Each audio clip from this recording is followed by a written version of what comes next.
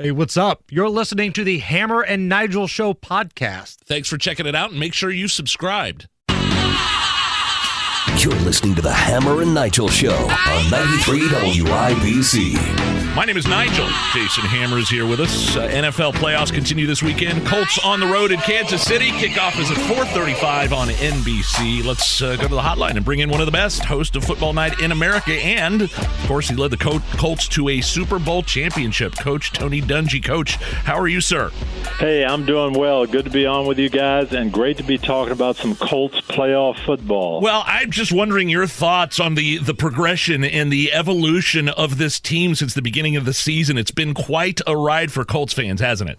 It has, and it's been pretty astounding. I knew what the plan was and what Coach Reich wanted to do, and you started to see it unfold in those first 6 or 7 weeks, some good, some bad. And I don't think any of us envisioned this, but it has come together much faster than anyone thought, and these last 10, 11 weeks have been incredible. Coach Jason Hammer here, and whether it's fair or not, I think anytime a Colts team makes a deep playoff run, they're always going to get compared to your Colts teams with Peyton Manning and Marvin Harrison and Reggie Wayne, although this Colts team honestly kind of resembles that stereotypical Baltimore Ravens, old Pittsburgh Steelers team where they like to smack you in the mouth and they're fine with running the football and running that clock out.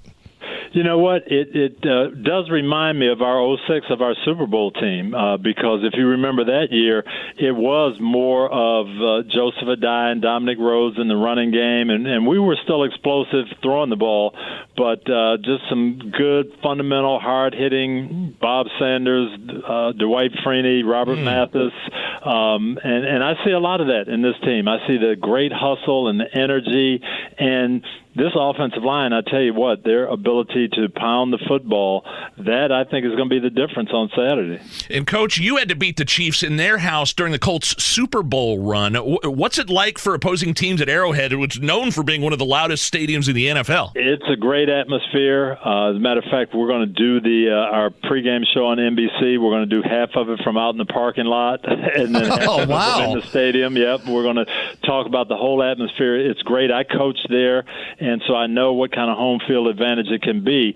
But we have gone in there. The Colts have gone in a couple of times and silenced that crowd. In 2003, we went in there. They had a great offense, much like this year. They had Priest Holmes and Trent Green and just some really, really good offensive players. We won the toss.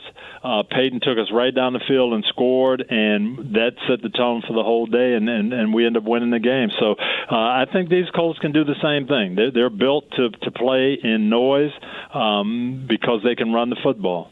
Chatting with Tony Dungy here on the Hammer and Nigel Show. Colts at the Chiefs this Saturday, 4:30 on NBC. So, Coach, I want to ask you to put the old headset back on here. If you're game planning how to stop probably the league's MVP and Patrick Holmes and a dynamic offense here, what are you thinking?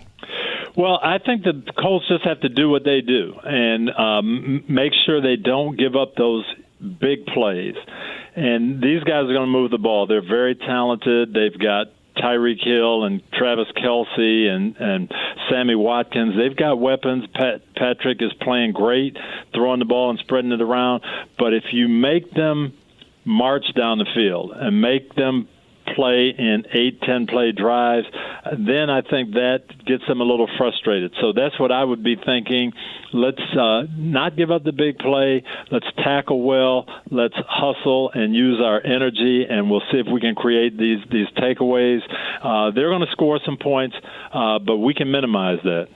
Hey, Coach, how common is it, or I guess I should say uncommon is it, for an NFL franchise to have two back-to-back all-star quarterbacks like Peyton Manning, and then you get Andrew Luck? That doesn't happen, does it? We're spoiled here in Indianapolis, aren't we? Yes, we are. And it just really doesn't happen because of the way the system is set up in the draft. And the only other one I can remember is Green Bay, where they had Brett Favre.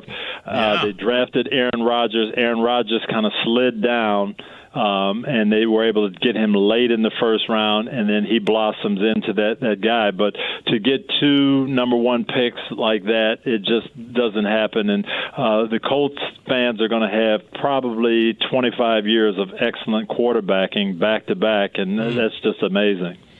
Tony Dungy joining us here on the Hammer and Nigel show, getting geared up for the big game coming up on Saturday. So we talked about the Kansas City Chief offense. Let's talk a little bit about that Chief defense, because we've seen them give up quite a bit of points this year, right?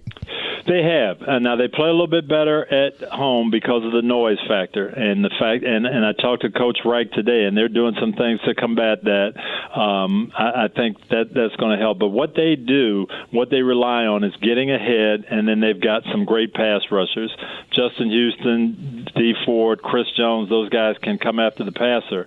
But if you neutralize them by running the football, that takes away from what they do. And the teams that have gone in there and played well, the Chargers went in and they did that. They had an excellent run game going. They kind of neutralized the pass rushes, and then in the fourth quarter got the passing game going and explosive plays. So I'm not tipping anything off. I think that will be the game plan, to get Marlon Mack going early, and if they do, I think they'll be just fine. The Chiefs give up almost 5 yards per carry against the run. That's the way we need to attack. And, of course, Andrew Luck has won some big road playoff games in his career. He's gone to Denver. Just last week went to Houston. Meanwhile, this is Patrick Mahomes' first playoff start. And, Coach, so far we've seen all the guys making their first playoff start have been eliminated. Is there anything to that? There is. I mean, playoff football is different in the fact that it's one and done. So you can't afford a bad quarter, a bad half. And I think some of these young guys have felt that pressure. Now, Mahomes has been cool all year, and he's a great player. I voted for him for MVP of the league. I think he's going to win the award. But what you have to be able to do is keep the pressure on them, and I think the Colts will be able to do that because the Colts are going to score points. It's not going to be a situation where the Colts get down 3 scores and then everything is kind of relaxed for the Chiefs. Force them to play 60 minutes, and we'll see how that young quarterback making his first start, how he responds. Coach, are you back in town today? Are you at the Colts facility? I'm at the Colts facility. I'm actually interviewing Frank Reich for our pregame show, and got a chance to hang out and see a lot of my old friends and old coworkers. So it's been a neat day for me. And what's it like when you walk through the Indianapolis airport? How do fans respond to you? Do they still, "Oh, Coach, how you doing? It's Super Bowl champ." I mean, what's it like for you? It's a great feeling, and I'll tell you, the buzz is back. Everybody wanted to talk about the Colts as I was trying to get here. Hey, how are we going to be this weekend? What do you think? And can we do it? And so it was great to see. But it's a great feeling anytime I come back. And finally, Coach, before we let you go, you're interviewing Frank Reich today, the head coach. This is his first head coaching job in the NFL. Your thoughts on the kind of leader that Coach Reich has been this season? He's done a tremendous job, and it is leadership and getting everybody to buy in and stay together. And the real test, I remember Dan Rooney, when I worked for the Steelers, Dan Rooney telling me he knew he had the right man in Chuck Noll when the Steelers were 1-13. And I think what we saw at 1-5, Frank Reich being the same person and continuing to build that unity and that togetherness and then turning it around, it's been outstanding. I voted for Frank for Coach of the Year. I think he deserves it. Coach, we're looking forward to the game this Saturday. Kickoff right around 4:30. Coverage is on NBC. Tony Dungy, as always, we appreciate the conversation. Thanks, Coach. Hey, thank you, guys. Always good to be with you. Hopefully we can bring a win home on Saturday. Yes, sir. That's sports. Brought to you by Royal Spa, for a relaxing way to end the day.